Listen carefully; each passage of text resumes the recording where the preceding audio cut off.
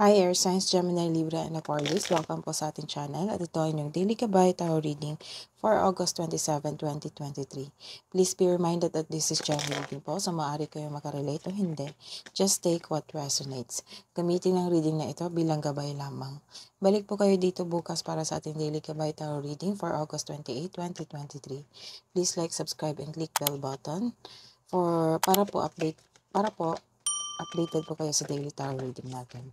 Maraming salamat po. Spirit guides, ano po ang energy today ni Air Signs, Gemini, Libra, and Aquarius?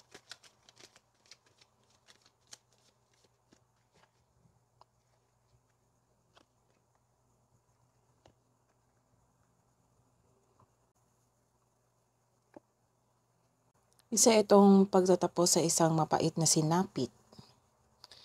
Nagaganap ang pagbabago kung ikaw mismo ay tanggap ang pagtatapos na ito. Ang pagsuko na ito ay lumilikha ng isang pakiramdam ng kapayapaan at pasasalamat. Ikaw ngayon ay nagmuni-muni, nag-iisip ng mga plano o pangarap sa buhay. Nag-iisip ka ng mga desires mo sa buhay. So, malalim ang iniisip mo ngayon. Spirit guides, ano po ang mensahe nyo para kay Air Signs?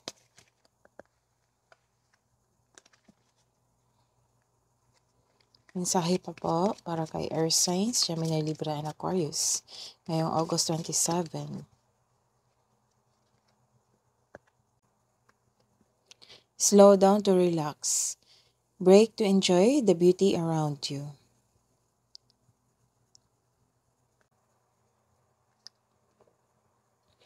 Accepting challenges. Trust your inner sources. So, trust your intuition sa iyong pag-iisip ng mga plano mo sa buhay. Trust the intuition at the same time, slow down to relax. This is the message from Spirit Guides. Let's see your career and money for August 27, 2023 para po kay Gemini and Libra and Aquarius.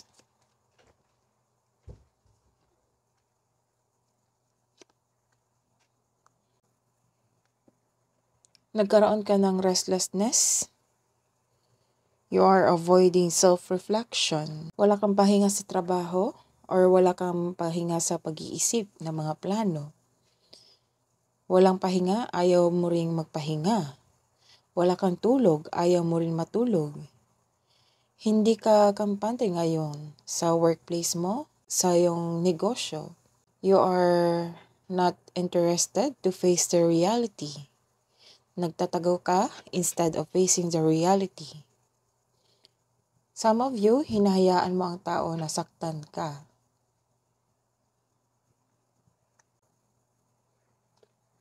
Nagkaroon ka ng pressure ka ngayon, exhausted ka ngayon sa iyong trabaho. Pinapressure mo yung sarili mo para magtagumpay o naging perfectionist ka, kaya ka nababurn out.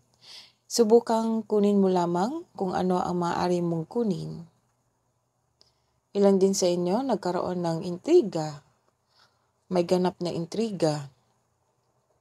May nakikita akong mag-ingat sa taong manloloko. Baka ito ay lokohin ka sa iyong proyekto, sa iyong pinansyal.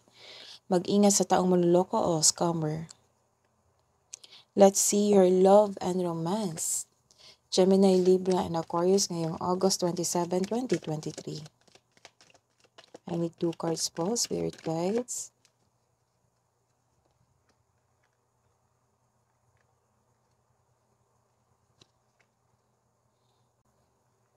Nagkaroon ng delay sa inyong travel, sa inyong romantic trip. May dumating na tao or bagong manliligaw, pero hindi mo pinapansin kasi pinipili mong maging busy sa iyong trabaho para sa iyong self-growth. The advice is, slow down to relax. Hinay-hinay lang, one step at a time. May nakikita ako dito na may tao, it might be you or yung kapareha, na sobra sa alak, partying too much. kaya nadidrain yung energy. Maaring may kasama kang lasinggero o lasinggera. May nakikita rin akong tensyon sa inyong friendship, sa iyong kapareha, sa buhay relasyon. May ganap na gossip and boundary issues. So, hindi kayo nagkaroon ng mabuting relationship ngayon dahil sa hindi pagkakaunawaan o may taong hindi maganda ang turing sa iyo. May nakikita rin akong taong nakipag-inuman, nakipag-flirt. So, dobling ingat kasi may nakikita akong magkakaroon ng affair dahil sa mga gawain na ito na partying too much. The advice is allow your intuition to guide you to what feels true for you. Hindi mo na kailangan magmukmok o kailangan i-drain yung energy mo dahil malungkot ka or disappointed. Please be reminded to save your money. Wag bawasan yung ipon. Baka kasi magasta ito sa hindi naman kailangan. Kailangan lang talaga na tanggapin natin ang mga pangyayari. Kung kailangan iwasan ng taong ito, iwasan mo na. Protektahan mo ang iyong inner peace. Isipin mo ang sarili mo na hindi mo deserve na masaktan ng ganito. Kaya know your worth, protect your inner peace. Accept and move forward towards your goal. Ano po ang love message para kay Air Signs, Gemini, Libra, and Aquarius? Manifesting miracles. So you are manifesting miracles na magagrant. Manifesting miracles. Your dream is soon to become reality. Trust your heart and continue to follow its guidance. So the advice is trust your heart. Yung manifestation mo magagrant soon. So trust your heart and continue to follow the guidance from your intuition from the universe. So what's the advice? Ano pa po ang advice para kay Air Signs, Gemini, Libra, and Aquarius ngayong August 27, 2023?